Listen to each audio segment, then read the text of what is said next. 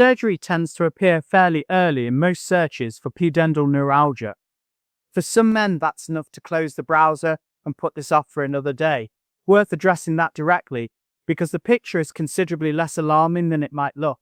Pudendal nerve decompression surgery exists, and it helps some patients significantly, but it's positioned at the far end of a treatment sequence that most men work through without ever reaching surgical assessment. The European Association of Urology guidelines are clear.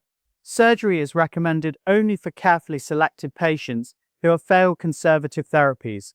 That's not bureaucratic caution.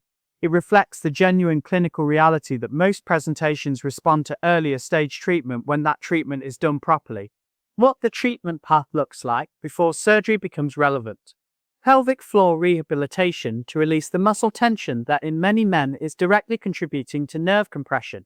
Focused shockwave therapy, which works on the tissue-level inflammation and fascial tension around the nerve.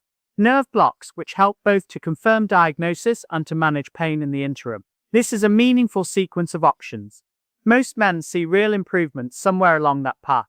For the smaller group where surgery does become appropriate, the criteria are specific. Conservative treatment has been tried adequately without sufficient improvement. A positive diagnostic nerve block has confirmed the pudendal nerve as the pain source. Symptoms are severe enough to justify the surgical risk. Not every man presenting with pudendal neuralgia meets all three.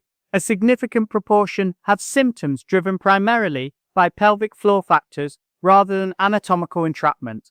And for those men, surgical assessment simply isn't the right conversation. On outcomes, decompression surgery produces significant pain relief in roughly 60 to 70% of appropriately selected patients. Success means at least a 50% reduction in symptoms, not necessarily complete resolution.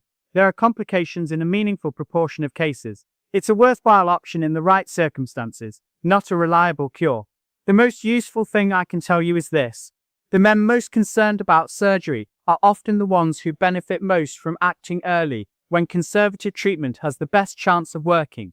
Delaying because you're worried about where it might lead creates the conditions for a worse eventual outcome. A free informal chat is the starting point. If you'd like to understand what your specific presentation looks like and what would be appropriate for you. No commitment. The link is below.